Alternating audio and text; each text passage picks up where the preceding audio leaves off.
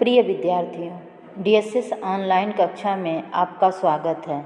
मैं आपकी हिंदी अध्यापिका सरता सिंह आज आप लोगों को हिंदी बाल राम कथा में राम का वन गमन के बारे में बताऊंगी। जैसा कि हम लोगों ने पिछले वीडियो में 2 वरदान के बारे में जाने थे कि महारानी कैकेयी ने महाराज दशरथ से 2 वरदान मांगे थे। तो वो 2 वरदान कौन कौन से हैं? तो पहला भरत का राज्याभिषेक और दूसरा राम को 14 वर्ष का वनवास। आज हम लोग राम का वन गमन के सारांश को जानेंगे। कुब भवन के घटनाक्रम की जानकारी बाहर किसी को नहीं थी। कैकेयी अपनी जिद पर अड़ी थी। सारे नगर में राम के राज्याभिषेक का उत्साह था। गुरु वशिष्ठ, महामंत्री सुमंत्र सभी शुभ घड़ी की प्रतीक्षा कर रहे थे। महाराज के न आने पर महर्षि ने सुमंत्र को राजभवन भेजा। बाहर किसी को कोप भवन में क्या हो रहा है यह किसी को नहीं पता था और सभी नगर में सभी राम की राज्याभिषेक की तैयारी में लगे हुए थे। गुरु वशिष्ठ और महामंत्री सुमंत्र शुभ घड़ी की प्रतीक्षा कर रहे थे। जब देखे कि महाराज अभी तक नहीं आए तो महर्षि ने सुमंत्र को राजभवन में भेजा कि देखो अभी महाराज क्यों नहीं आए। मंत्री सुमंत्र जब राजभवन पहुँचे तो देखा कि महाराज पलंग पर बीमार अवस्था में पड़े हैं। दशरथ की आवाज़ टूटते स्वर में राम से मिलने की इच्छा जाहिर की। राम के साथ लक्ष्मण भी आ गए। जब महामंत्री सुमंत्र को राजा दशरथ ने कहा कि आप जाइए राम को बुला लाइए, मैं उनसे मिलना चाहता हूँ, तो जब महामंत्री राम के पास गए और बताएं कि महाराज आपसे मिलना चाहते हैं तो लक्ष्मण भी वहाँ थे, तो वे भी राम के साथ आ गए। राम ने पिता और माता कैकेयी को प्रणाम किया। राजा दशरथ ने जब राम को देखा तो सिर्फ उनके मुंह से नाम निकला और वे मूर्छित होकर गिर पड़े, अर्थात बेहोश हो गए। होश आने पर भी वे कुछ नहीं बोले। जब महाराज दशरथ को होश आया तो वे कुछ बोल नहीं पाए। तब राम ने पिता से पूछा, पिताजी मुझसे कोई अपराध हुआ है क्या? तब भी पिता ने कुछ नहीं बोला। तब माता कैकेयी ने बोला, महाराज दशरथ ने मुझे 2 वरदान दिए थे, वही वरदान मैंने कल रात्रि इनसे मांग लिए, जिससे ये पीछे हट रहे हैं। मैं चाहती हूँ कि राज्याभिषेक भरत का ही हो और तुम 14 वर्ष के लिए वन में रहो। राम पिता के वचन को पूरा करने के लिए आज ही वन जाने के लिए तैयार हो गए। जब कैकेयी ने उन्हें सारी बात बताई तो राम अपने पिता के वचन को निभाने के लिए वे तैयार हो गए और कहा कि मैं आज ही वन जाऊंगा।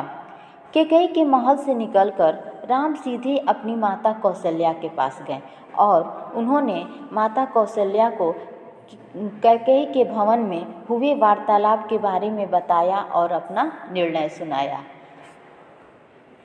कौशल्या ने उन्हें अनुचित आज्ञा मानने के लिए कहा कि यह आज्ञा उचित नहीं है, तुम इस आज्ञा को मत मानो। पर राम ने इसे पिता की आज्ञा मानकर पिता से वन जाने के लिए आशीर्वाद मांगा। तब राम ने माता कौशल्या से कहा कि नहीं, पिता के वचन का मैं पालन करूंगा और उनकी आज्ञा मानकर मैं वन जाने के लिए जाऊंगा। कृपा करके आप मुझे आशीर्वाद दीजिए। तब कौशल्या ने अपने पुत्र को 10 दिशाओं को जीतने का आशीर्वाद दिया। लक्ष्मण राम के इस निर्णय से सहमत न होकर इस आज्ञा का विरोध करना चाहते थे।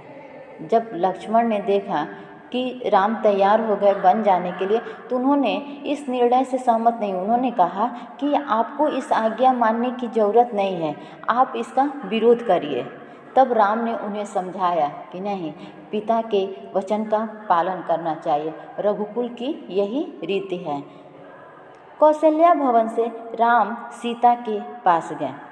उसके बाद लक्ष्मण को समझाने के पास वो अपनी माता के भवन से निकलकर सीधे सीता जी के पास गए और उसे सारी बात बताकर वन जाने के लिए विदा मांगी और कहा कि मैं अब वन जा रहा हूँ, तुम मुझे विदा करो।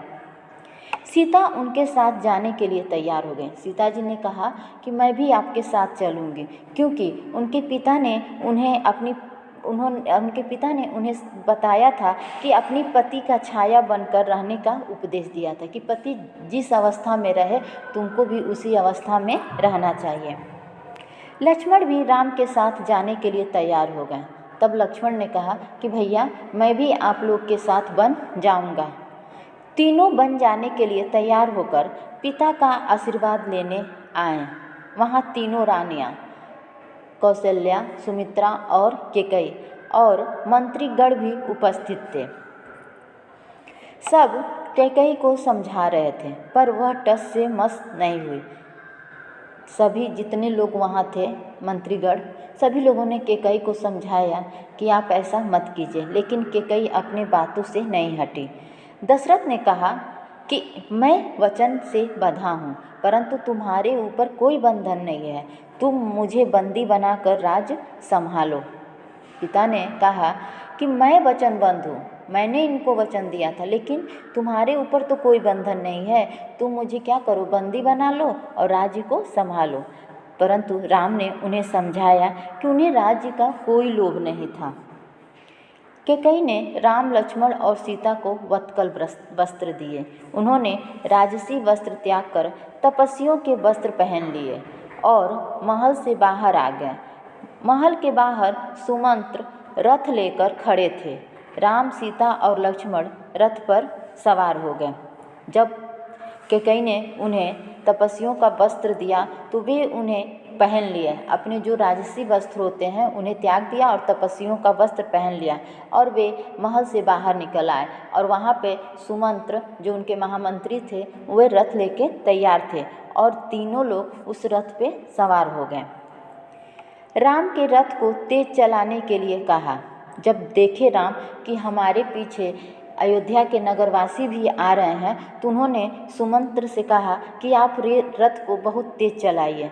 सुमंत्र ने शाम तक लक्ष्मण व सीता को श्रृंगवेरपुर में पहुंचा दिया, जहां निषाद राज गुह ने उनका स्वागत किया। सुमंत्र के अयोध्या लौटते ही सभी लोगों ने तथा महाराज के प्रश्न पूछने शुरू किए। जब सुमंत्र ने उन्हें श्रृंगवेरपुर में पहुंचा दिया, जहां निषाद राजगुह ने उनका स्वागत किया था, तो उसके बाद वे अयोध्या लौट आए। जब वे अयोध्या लौटे तो सभी लोगों ने राम के बारे में पूछा तथा महाराज ने भी कई प्रश्न महामंत्री सुमंत्र से पूछने शुरू किए। वनगमन के छठे दिन दशरथ ने प्राण त्याग दिए। राम का वियोग उनसे सहा नहीं गया। राम का वियोग, क्योंकि वो राम से बहुत प्रेम करते थे, तो जब राम वन चले गए तो उनके वियोग में राजा दशरथ ने छठे दिन ही अपने प्राण को त्याग दिए।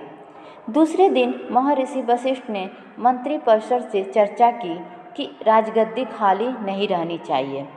तय हुआ कि भरत को तत्काल अयोध्या बुलाया जाए। एक घुड़सवार दूत को भरत को लाने के लिए भेजा गया तथा उसे भरत को अयोध्या की घटनाएं न बताने को कहा गया।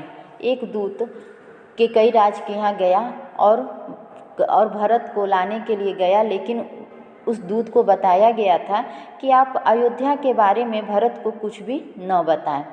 तो ये था वनगमन के बारे में। उम्मीद है कि आप लोगों को समझ में आया होगा। धन्यवाद।